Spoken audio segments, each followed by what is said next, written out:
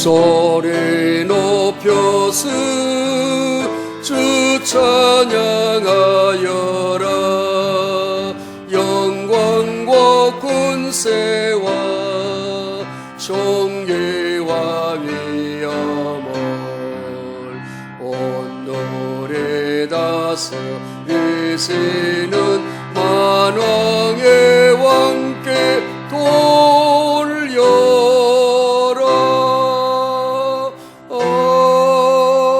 아멘. 영광과 찬양과 존귀를 세세 무궁토록 받으시기에 합당하신 아버지 하나님, 저희들을 지나간 주일 이후 엿새 동안도 은혜 아래 우리를 두셨다가 오늘 복되고 귀한 성일 이 아침 일부 예배에 올라와 우리 하나님 앞에 예배하며 영광 돌리게 하시는 것 감사합니다.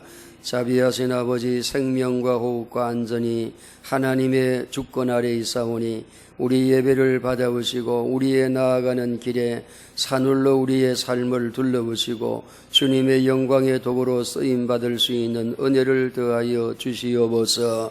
아버지, 나라가 큰 어려운 가운데 있습니다. 온 세계가 요동치는 가운데 있습니다. 그러나 풍랑 위에도 좌정에 계신 주님을 바라보고 믿음으로 늘 살아드리는 저들이 될 수 있도록 은혜를 나려 주시옵소서.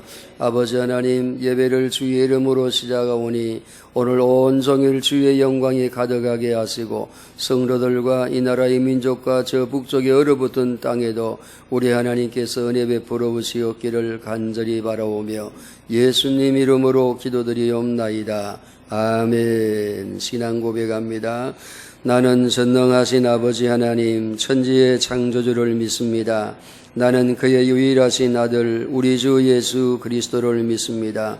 그는 성령으로 잉태되어 동정녀 마리아에게서 나시고 본디오 빌라도에게 고난을 받아 십자가에 못 박혀 죽으시고 장사된 지 사흘 만에 죽은 자 가운데서 다시 살아나셨으며 하늘에 오르시어 전능하신 아버지 하나님 우편에 앉아 계시다가 거기로부터 살아있는 자와 죽은 자를 심판하러 오십니다. 나는 성령을 믿으며 거룩한 공교회와 성도의 교제와 죄를 용서받는 것과 몸의 부활과 영생을 믿습니다. 아멘. 교독하겠습니다. 교독문 13번 시편 23편입니다. 교독문 13번 시편 23편입니다. 제가 먼저 읽겠습니다. 여호와는 나의 목자시니 그가 나를 푸른 풀밭에 누이시며 내 영혼을 소생시키시고 내가 사망의 음침한 골짜기로 다닐지라도 해를 두려워하지 않을 것은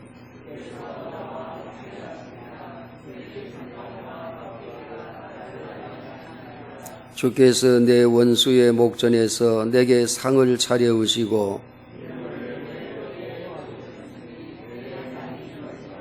내 평생의 선하심과 인자하심이 반드시 나를 따르리니 내가 여호와의 집에 영원히 살리로다. 아멘. 앉으시겠습니다. 우리 찬송가 88장 같이 하겠습니다.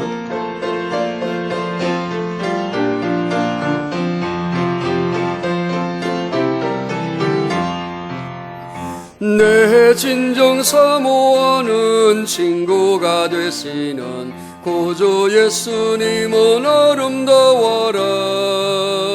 산 밑에 백합하여 빛나는 새벽별 주님 영원할 길 아주 없도다.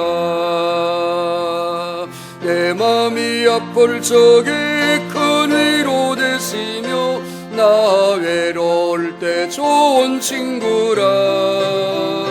주는 저 산 밑에 백합 빛나는 새벽별 이 땅 위에 비길 곳이 없도다.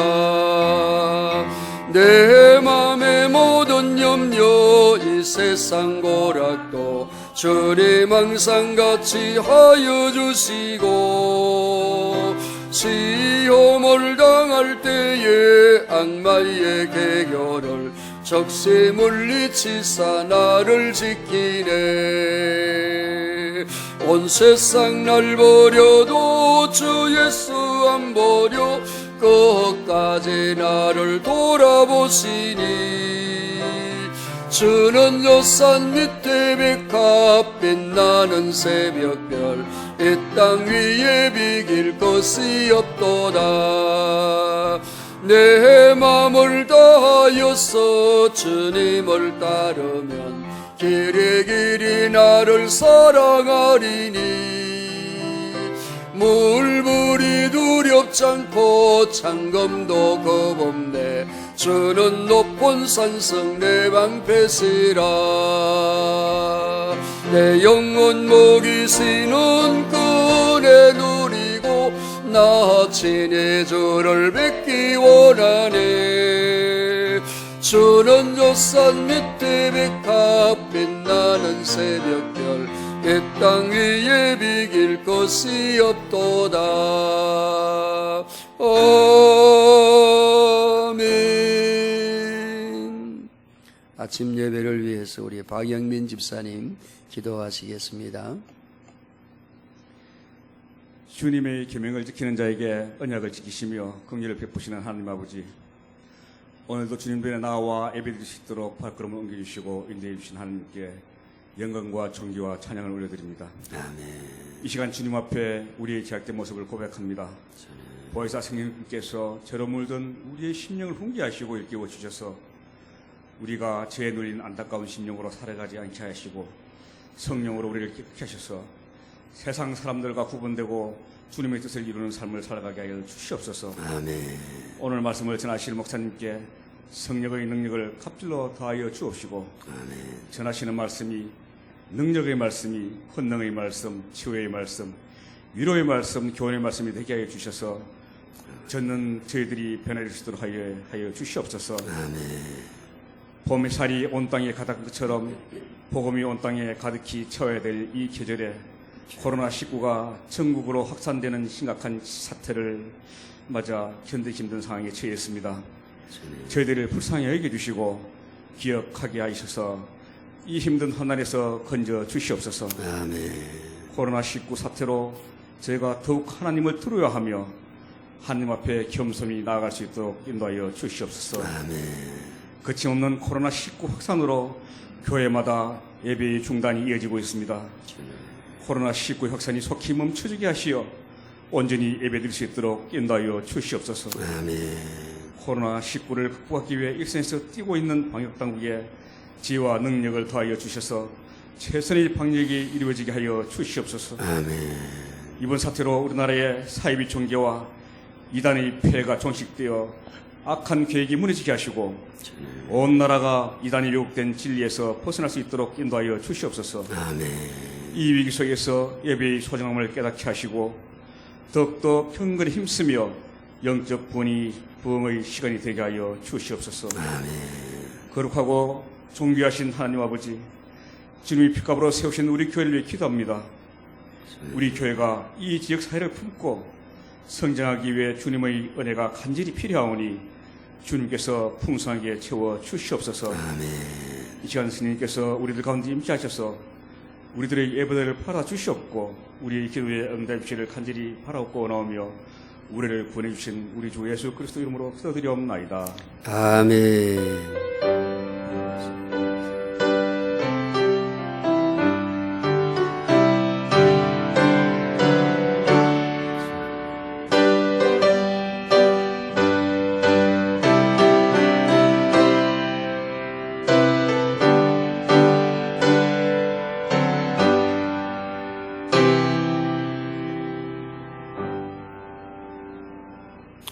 할렐루야.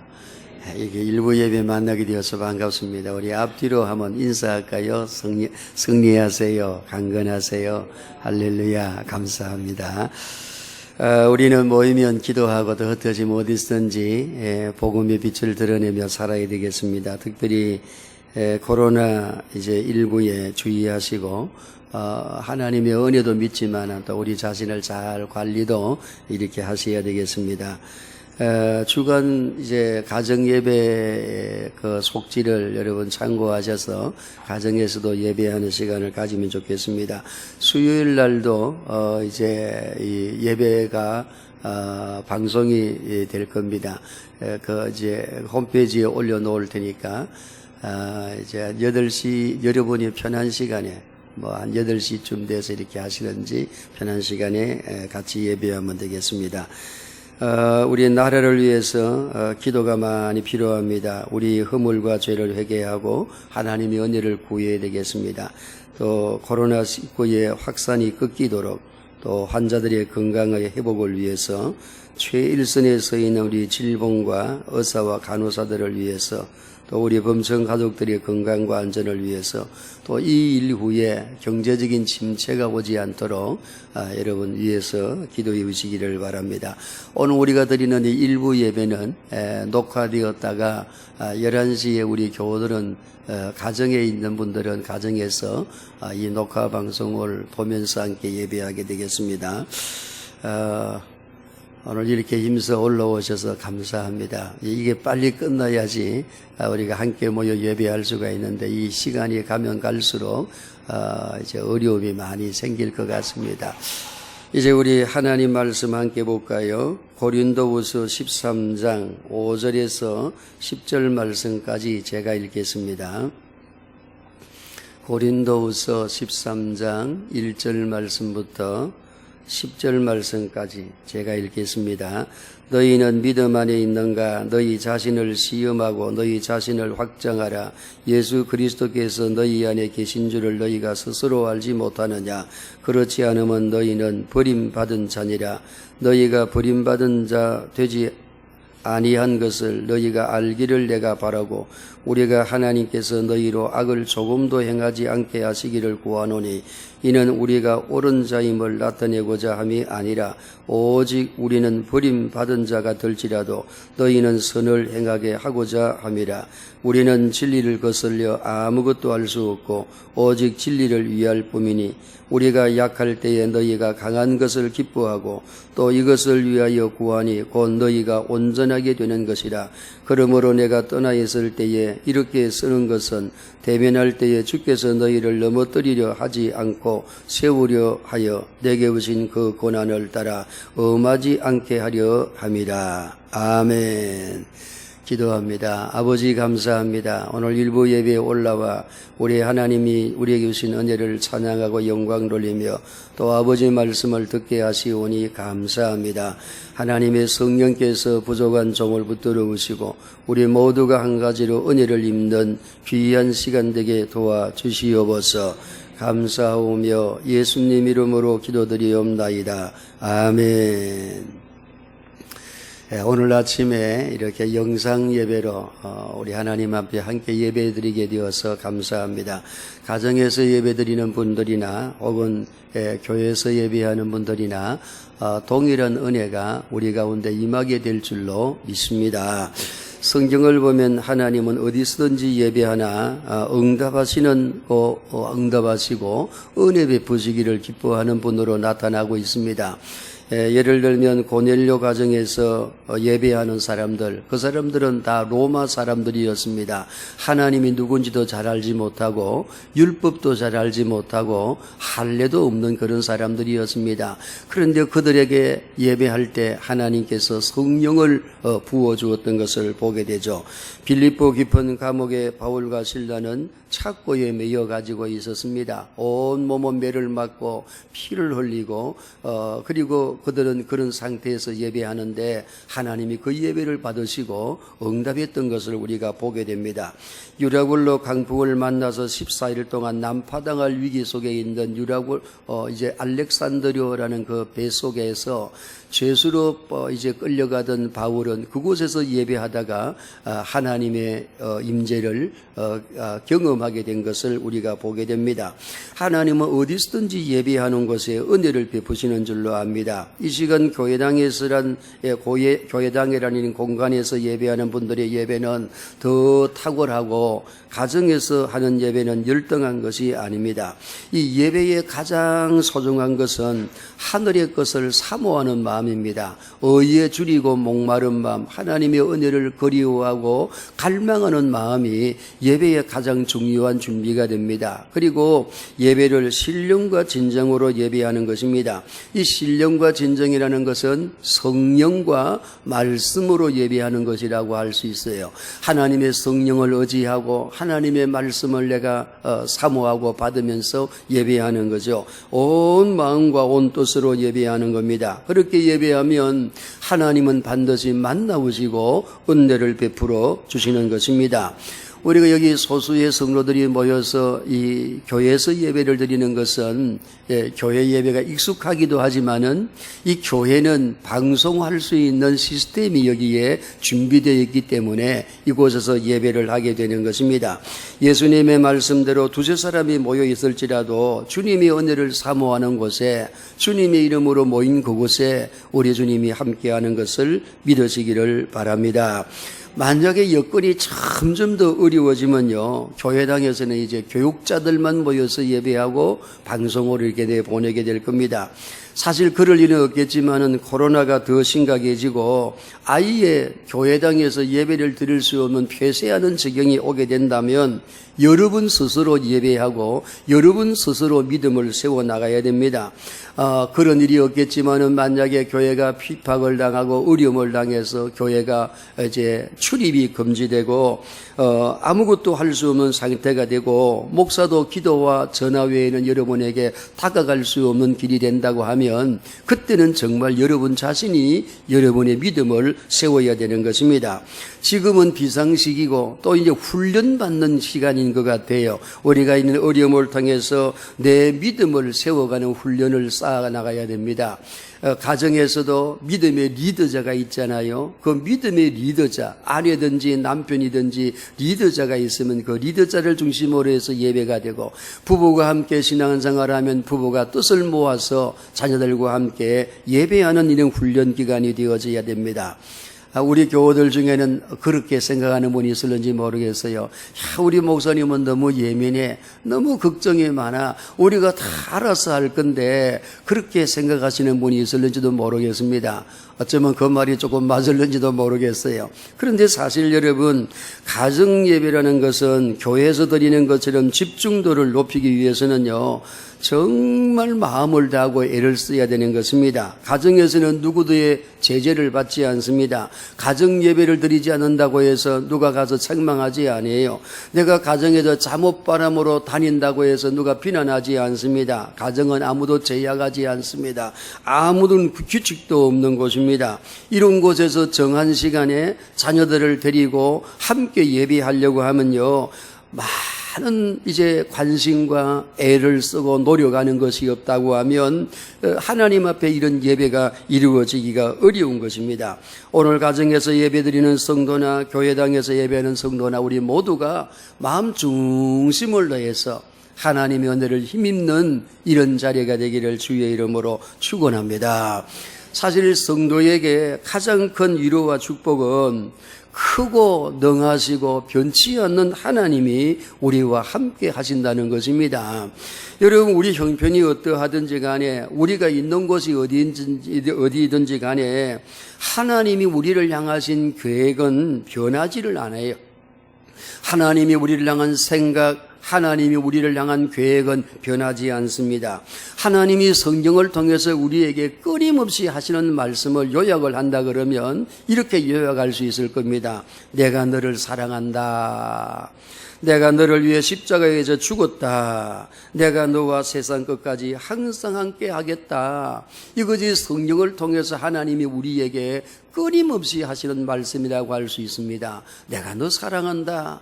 내가 너를 위해 십자가에 죽어 주기까지 했다. 내가 세상 끝날까지 너와 함께 하겠다. 이것이 어려울 때 우리가 붙들어야 될 하나님의 말씀인 것입니다.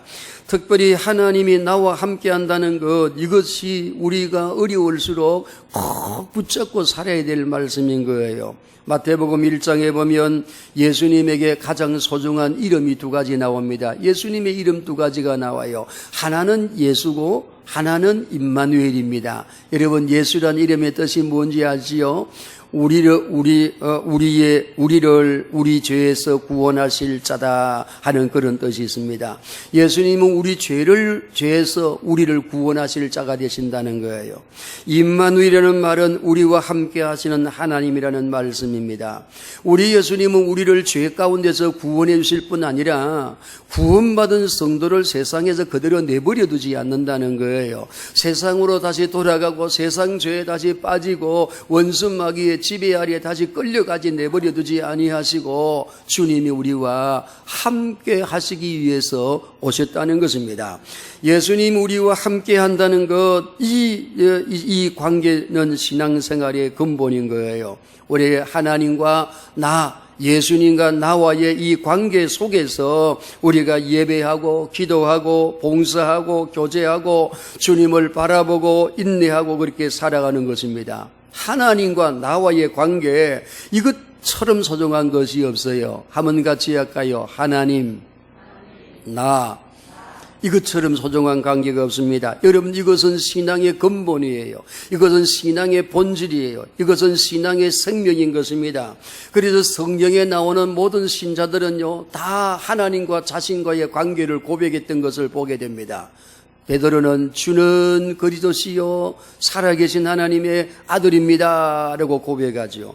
도마는 부활하신 예수님 앞에 무릎을 꿇고 나의 주시며 나의 하나님입니다 라고 고백하죠. 사도 바울은 나의 속한 바 내가 섬기는 나의 하나님이다 라고 그렇게 고백합니다. 우리가 잘 아는 다윗 같은 사람은 여호와는 나의 목자시니 내게 부족함이 없으리로다 라고 고백하는 거예요. 하나님 그분과 나와의 관계, 여러분, 이것처럼 소중한 것이 없는 거예요. 이 관계가 분명하고 확실해야 되는 것입니다. 여러분, 이 관계가 없이 그저 교회당에 왔다가 갔다가 하는 사람들, 그저 교회당에 와서 예배 순서를 끝나고 나면 이제 식사하고 커피 한잔하고 수다 떨고 교제를 나누다가 집으로 돌아가는 그 생활에만 매여 있는 성도들, 그런 성도는요, 어려움이 찾아오면 신앙의 길을 잃어버리기가 쉬운 것입니다.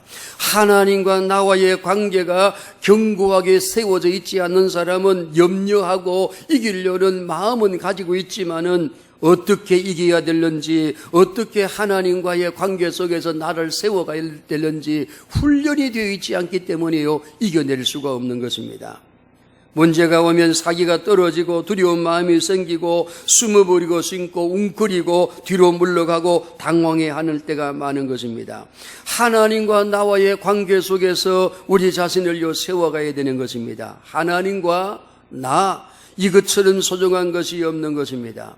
하나님 안에서 내가 즐거워하고 하나님 안에서 기쁨을 누리고 하나님 안에서 성도와 서로 교제하는 삶을 배워가고 하나님과 바른 관계를 가지고 살고 하나님께서 내게 공급하시는 은혜와 힘을 받고 사는 성도는 나 자신도 환난 속에 있을 때 나를 이길 뿐, 나 자신이 이길 뿐 아니라 다른 사람을 위로하고 다른 사람을 돕는 그런 사람이 되는 것입니다. 내게 있는 환난이 아직 있지만은, 내게 아직 염려가 있지만은 하나님과의 관계가 바로 되어 있는 사람은 내가 있는 환난도 이길 뿐 아니라 환난 속에 있으면서도 오히려 다른 사람들을 위로해 줄 수 있는 그런 사람이 되는 것입니다. 여러분, 우리는 지금 이 신종 코로나가 이 신천지 이단 때문에요, 온 나라에 폭발적으로 이게 퍼져나가고 우리가 다 걱정하고 있습니다. 그것 때문에 교회까지 지금 피해를 많이 당하고 있지요. 그러니까 우리 교인들에게 그런 소리를 듣습니다. 직장에서 전부 다 하는 이야기가 교회 가지 마라, 교회 가지 마라. 다 그런 이야기를 한다는 거예요. 장로님들도 그러고 저희 딸도 교회 가지 마라, 교회 가지 마라. 교회가 이런 피해를 보고 있어요. 일본은 거르조선 때문에 환자가 폭발적으로 일어났습니다. 여러분, 그러나 알고 보면요, 이 지구촌이라는 것은요, 낡아 빠진 여객선과 똑같아요. 이 죄로 말미암아 상할 대로 상한 여객선이요, 환난과 테러와 염려와 질병을 싣고 다니는 문제투성이 여객선이라고 할 수가 있습니다. 여러분이 거르조선 안에서는 문제 해결이 안 되었어요. 그 안에는 온갖 세균이 자리를 잡고 있었기 때문에 그 안에서는 해결이 안 되었습니다. 그래서 밖에서 누가 들어가야 됐어요. 밖에서 의사가 들어가고 밖에서 장비가 들어가고 밖에서 필요한 물자가 들어가야지 그 사람들을 고칠 수가 있었습니다. 마찬가지입니다. 우리가 사는 이 세상이라는 곳은 참된 소망이 없는 곳입니다. 이 세상이라는 곳은 우리를 고치고 우리를 온전하게 하고 우리를 새롭게 할 수 있는 힘이 없는 곳이에요. 밖에서부터 우리에게 공급되는 힘이 와야 되는 것입니다. 하나님께로부터 우리에게 은혜가 공급되고 새 힘이 공급되어져야 되는 겁니다. 그래서 하나님과 나와의 관계가 소중한 것입니다. 하나님과 나와의 관계가 희미해지면요, 자연적으로 세상의 것을 바라보기가 쉬운 것입니다. 한국 최초의 선교사로 27살 나이에 대동강에서 순교한 로버트 토마스 목사님, 그분 하나님과 자신과의 관계가 바로 서 있지 않았다 그러면 조선 땅에 와서 순교하지 않았을 겁니다. 24살의 나이에 런던 대학을 마치고 선교사로 헌신합니다. 아내 캐롤라인과 함께요, 목사 안수를 받고 이제 중국에 선교사로 왔으나 중국에 온 그 해에 그 아내 캐롤라인은 풍토병을 이기지 못하고 세상을 떠납니다. 24살의 젊은 나이에 이제 신학 과정을 다 마치고 순수한 마음으로 헌신했는데 아내와 함께 한 해도 지내지 못하고 아내를 잃어버렸을 때요, 얼마나 그 충격이 컸겠습니까?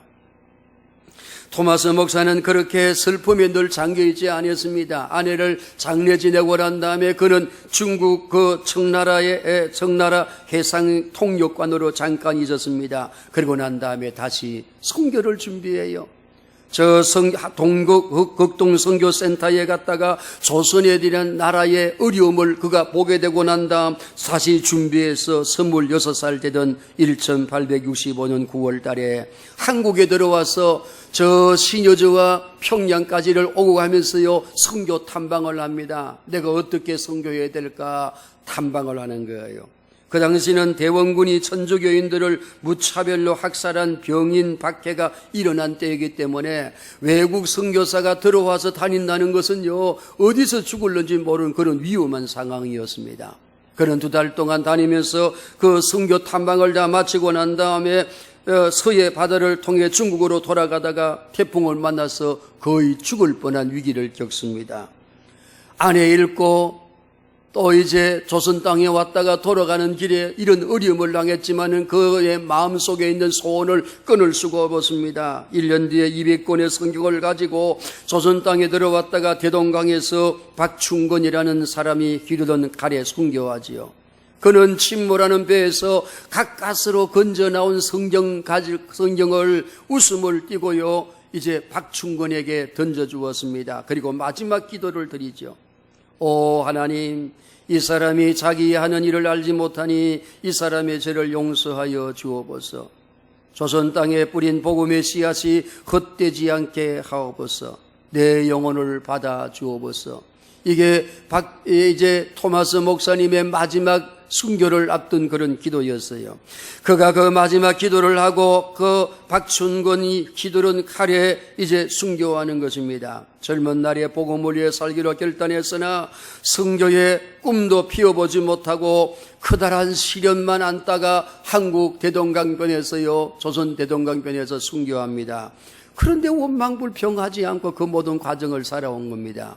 하나님과 자신과의 바른 관계가 되어 있지 않았다 그러면 자신을 부르신 하나님, 또 하나님 앞에 구원받은 자신, 하나님과의 관계가 바르게 되어 있지 않았다 그러면요, 그런 삶을 살아갈 수 못할 것입니다. 하나님과 나와의 관계에 이것처럼 소중한 것이 없는 것입니다. 오늘 누가 여러분들에게 당신에게 하나님은 어떤 분입니까? 이렇게 묻는다 그러면 아마 여러분들은 그렇게 대답하실 분이 많을 거예요. 예수님은 나의 목자입니다. 나의 구원자입니다. 나의 방패입니다. 내 길이 됩니다. 아마 그렇게 다 대답하실 거예요. 그런데 그런 고백과 함께 또 중요한 것이 무엇인가 하면 그 주님과 교제하고 날마다 관계를 이루고 사는 것입니다. 관계를 이루고 살아가는 거예요. 그분에게 내게 말씀하고 그분은 나에게 또 말씀을 주시고 그분과 교제하고 그분 안에서 사는 삶, 그분의 말씀과 그분께 예배하고 그분과 더불어 찬양하며 그분과 함께 걸어가면서 관계를 이루고 살아가는 그 삶이요 우리 속에 있어야 되는 것입니다. 오늘 제가 읽어드리는 본문 속에 바울은 고린도 교회 성도들에게 하나님과 자신의 관계를 점검해 보라고 합니다. 여기 5절 상반절에는 이렇게 말하죠. 우리 같이 한번 이것을 읽어보겠습니다. 너희는 믿음 안에 있는가? 너희 자신을 시험하고 너희 자신을 확정하라. 너희가 믿음 안에 서 있는가? 너희 자신을 좀 시험해보고 확정하라는 것입니다. 이 말씀은 너희가 처음 예수 믿을 때 가졌던 그 고백, 그 믿음을 가지고 변치 않고 이제 규칙적으로 반복적으로 주님과 더불어 살아가고 있는가 너희 믿음을 한번 점검해보고 확정하라는 것입니다. 여러분 그림을 그리는 사람은 처음에 생각하죠. 그 생각을 하고 이제 깊이 연구를 하고 난 다음에 그림을 그립니다. 그림을 그리다가 마지막에 이제 붓질을 하고 난 다음에 완성을 하면요 자기의 낙관을 거기에 찍는 거예요. 그리고 이제 그 그림이 완성되면 얼마나 기뻐합니까? 내가 나의 작품을 완성하고 기뻐하듯이 이제 내 신앙을 확정하고 난 다음에 내가 믿음 안에 서 있다는 것을 가지고 기뻐하라는 것입니다.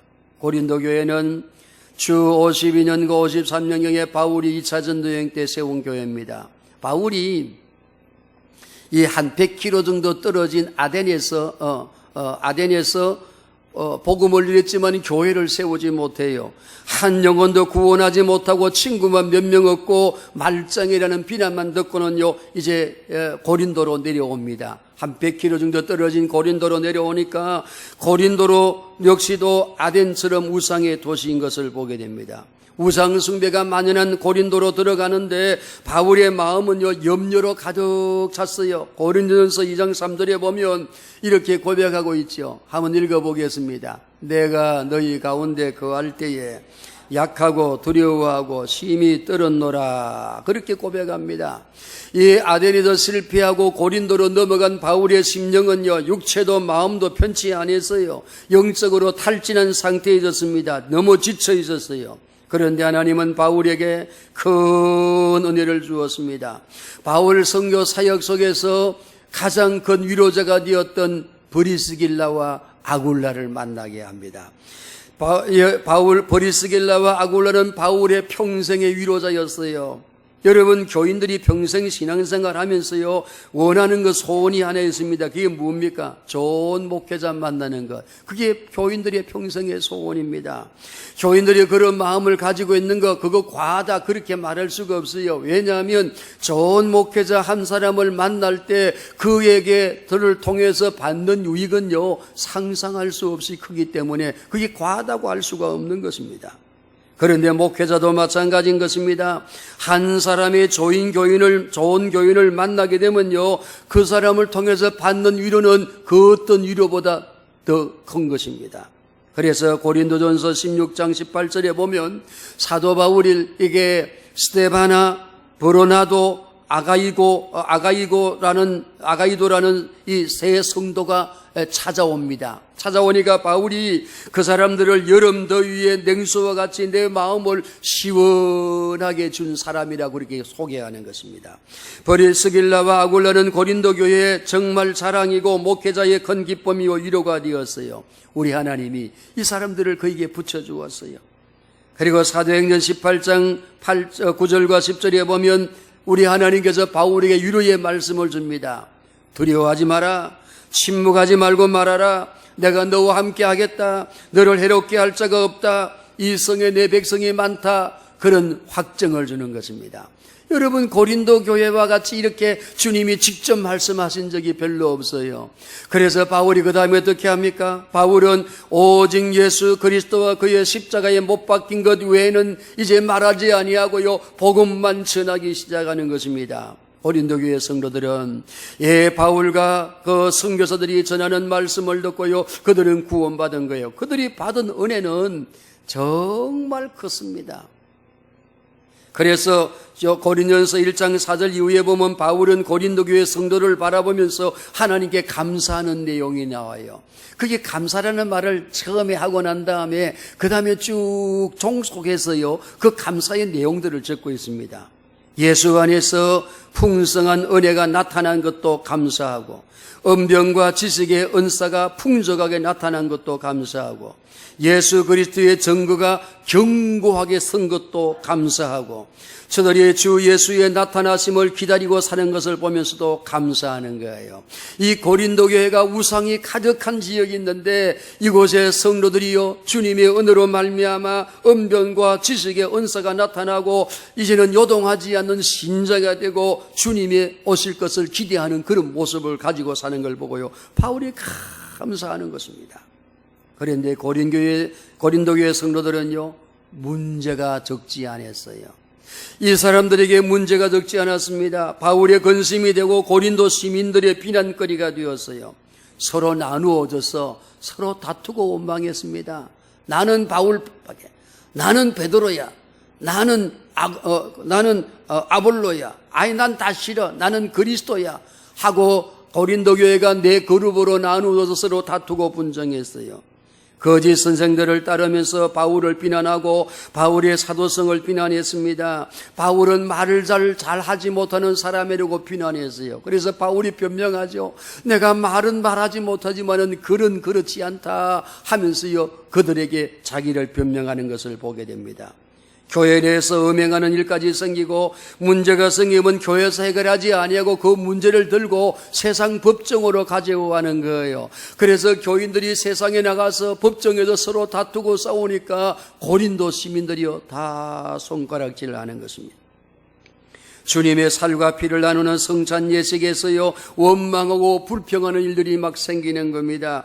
이런 일 외에도요, 얼마나 고린도 교회가 부끄러운 일이 많습니까? 바울이 얼마나 마음이 상했습니까?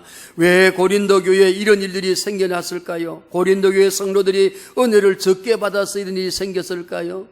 고린도 교회를 지도하는 바울이나 아볼로나 베드로나 디모데나 누가나 이런 사람들이 부족해서 그런 일이 생겼겠습니까?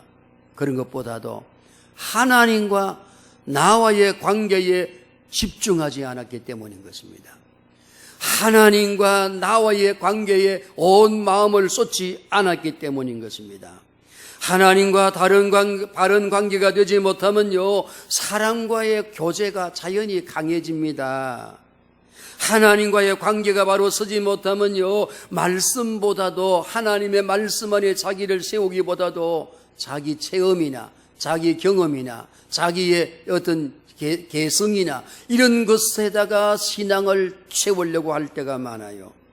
하나님과 바른 관계가 되지 못하면 힘들 때 변명하거나 핑계하거나 인간적인 모습으로 살아가는 경우가 쉽게 나타나는 것입니다. 성도의 신앙의 생명은 하나님과 바른 관계에 있는 것입니다. 하나님을 붙들고 하나님을 바라봐야 되는 것입니다. 사도 바울은 고린도 교회를 3번 방문합니다. 주 52년에서 53년경에 교회를 세우면서 1년 6개월 동안 고린도 교회에서 시간을 보냅니다. 그리고 주 54년에서 56년에는요, 에베소에서 3년을 보내죠. 그 3년을 보내는 동안에 고린도 전서를 기록해서 고린도 교회에 보냅니다. 고린도 교회 소식을 듣고 난 다음에 너무 마음이 아팠어요. 고린도 전서를 기록해서요, 고린도 교회에 보내고 나중에 그 교회를 가서 교인들을 만납니다. 그리고 주 57년경에는 마게도냐 지역에서 머물고 있을 때 다시 고린도 후서를 기록해서 디도편으로 보냅니다. 이 마게도냐 지역은 빌립보 혹은 데살로니가 교회 이런 교회들이 있는 곳이죠. 그곳에 있으면서 고린도 후서를 기록한 다음에 디도편으로요, 고린도 교회에 보내는 것입니다. 그리고 보내면서요, 아주 강한 말을 합니다. 오늘 여기 1절에서 여기 10절까지의 내용들이 다 그런 말씀입니다.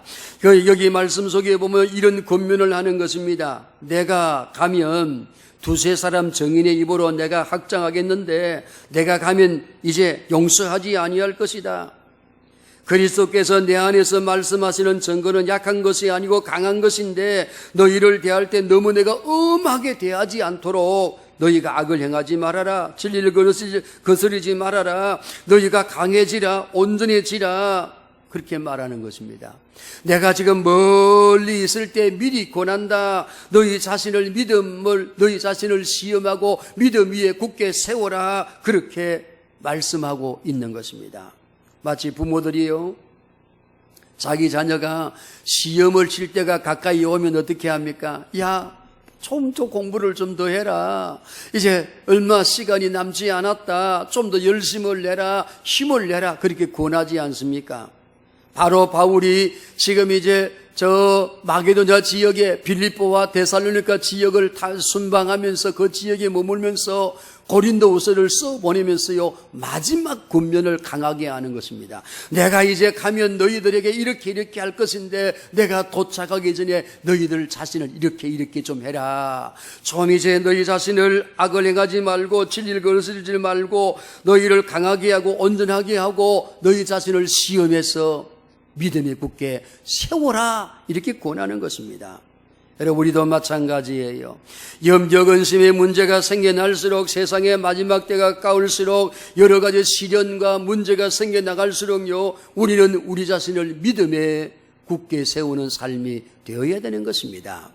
내게 어떤 숙제가 있고 내가 해결되지 않는 문제가 있어도요, 그 문제 앞에 넘어지지 않고 믿음에 굳게 서야 되는 것입니다. 그 믿음의 확정은요, 그 믿음의 확정은 예수님과 나와의 파른 관계에서부터 시작되는 것입니다. 오늘 예수님, 나의 구주요, 나의 생명이요, 나의 방패요, 나의 능력인 줄로 믿어지기를 바랍니다. 여러분, 우리는 구약시대에 한나라는 여성을 알고 있습니다. 한나는 자식이 없어서 적어도 10년 이상 고통과 당하고 눈물의 세월을 보낸 여인입니다.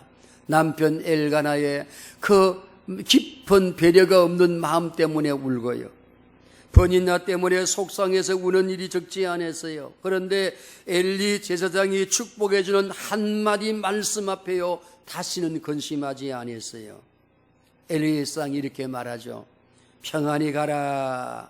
이스라엘의 하나님이 내가 기도하고 구하는 것을 허락하시기를 원하노라. 그 한마디 말씀.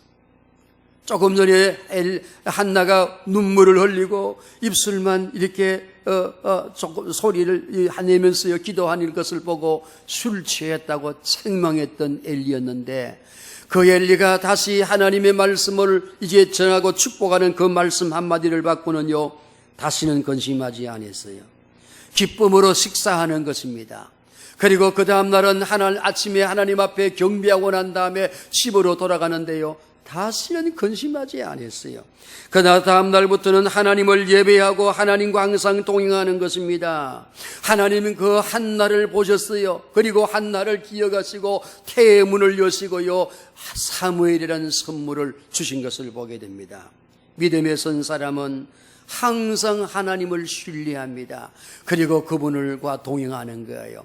내 환경은 달라지지 않았지만 내 문제를 주님 앞에 내려놓을 수가 있는 것입니다.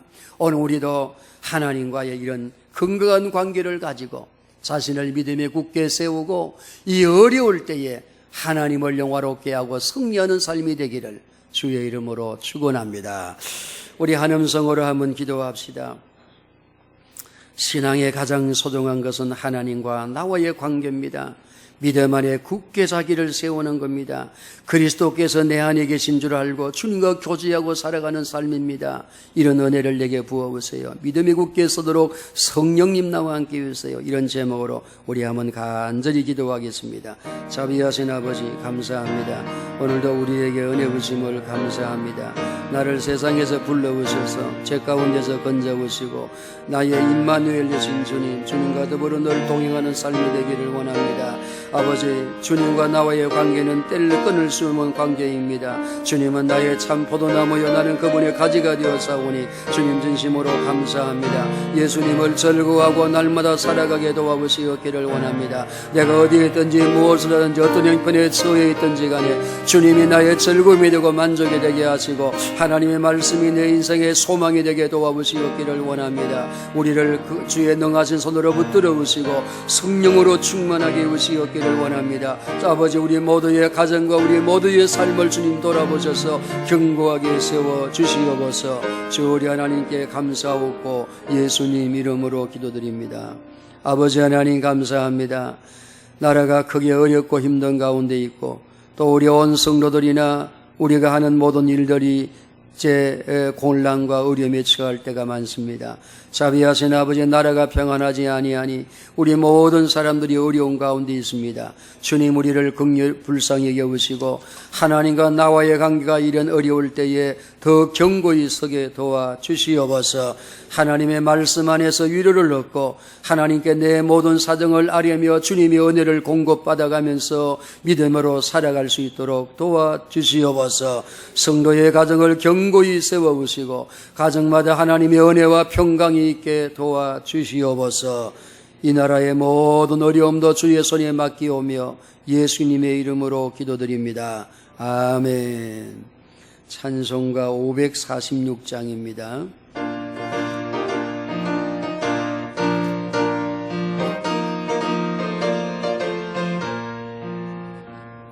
주님 약속하신 말씀에 의해서 영원토록 주를 찬송하리라. 소리 높여 주께 영광 돌리며 약속 믿고 굳게 서리라. 굳게 서리 영원하신 말씀 위에 굳게 서리. 굳게 서리 그 말씀 위에 굳게 서리. 3절 하겠습니다. 주님 약속하신 말씀 위에서 영원하신 주의 사랑에 믿고 성령으로 힘써 사워 이기며 약속 믿고 굳게 서리라. 굳게 서리 영원하신 말씀 위에 굳게 서리. 굳게 서리 그 말씀 위에 굳게 서리라. 주님 약속하신 말씀 위에서 성령 인도하는 대로 행하며 주님 품에 항상 안식 얻으며 약속 믿고 굳게 서리라. 아멘. 굳게 서리 영원하신 말씀 위에 굳게 서리. 굳게 서리 그 말씀 위에 굳게 서리라. 아버지 하나님 감사합니다. 오늘도 믿음으로 하나님 앞에 나와 하나님 앞에 믿음으로 예배하게 하시고 우리의 모든 소원을 아뢰게 하시는 아버지 진심으로 감사하고 감사합니다. 하나님 앞에 나올 때 우리에게 허락하신 모든 것들 중에 구별하여 귀한 예물 정성껏 드리게 하심을 감사합니다. 자비하신 아버지, 내 보물 있는 곳에 내 마음도 있다고 하신 아버지, 오늘 우리의 마음이 주님께 있고 우리의 소원이 주님께 있으므로 우리가 소중히 이런 물질을 주님 앞에 내려놓고 감사할 수가 있나이다. 주님, 오늘 우리의 마음속에 큰 믿음을 더하셔서 하늘로부터 주시는 모든 좋은 은사와 복을 누리는 그릇이 되게 도와주시옵소서. 주님, 우리가 기도하고 구하는 것보다 더 넘치게 주시기를 기뻐하시는 하나님께서 가정과 자녀와 일터와 우리가 행하는 모든 일들 위에 더욱 넘치고 좋은 것으로 채워주시옵소서. 드려진 몸들 위에 강건함을 허락하시고 그들이 수고하는 모든 수고의 땀들이 열매로 거두어지되 30배, 60배, 앞에 백배의 결실로 거두어지게 도와주시옵소서. 자녀들을 위해 구하는 기도가 한마디도 땅에 떨어지지 아니하고 다 응하여지게 도와주시옵소서. 아버지 하나님, 이제 예배를 돕는 예배위원들에게도 함께 하시고 해외나 군무나 연약한 자리에 있는 교우들에게도 강건과 평안으로 함께하여 주시옵소서. 아버지, 어린 우리 후세대들을 기억해 오셔서 그들의 믿음이 떨어지지 않도록 도와주시고 그들을 위해 기도하고 수고하는 모든 교사들과 구역장들 위에도 한량없는 은혜를 베풀어 주시옵소서. 교회를 섬기는 모든 종들에게 만가지 은혜로 갚아주시옵기를 원하오며 예수님 이름으로 축복하고 기도드리옵나이다. 아멘. 할렐루야. 우리 일어나셔서 양옆으로 한번 인사할까요? 사랑합니다. 할렐루야. 할렐루야. 감사합니다. 우리 같이 표제창하겠습니다. 문 열어오신 교회.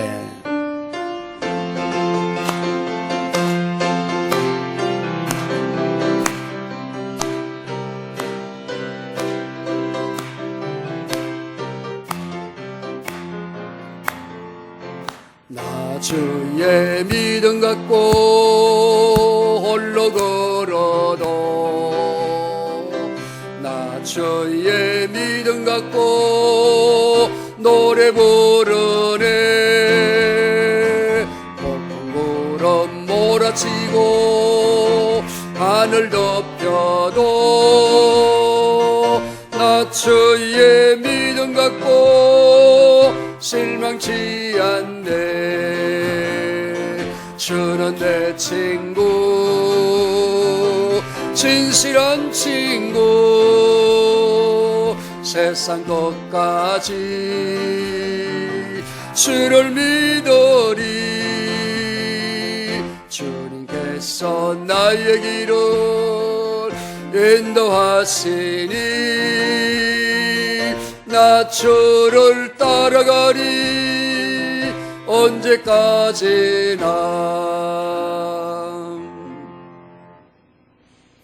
길이 되시고 진리가 되시고 생명 되신 우리 주 예수 그리스도의 은혜와 아버지 하나님의 무한하신 사랑하심과 성령의 교통하시고 함께하시고 인도하는 역사가 주님과 나와의 관계를 더 견고히 세우고 나가고자 원하는 모든 성도들 위해 영원토록 함께 하시기를 간절히 축원하옵나이다. 아멘.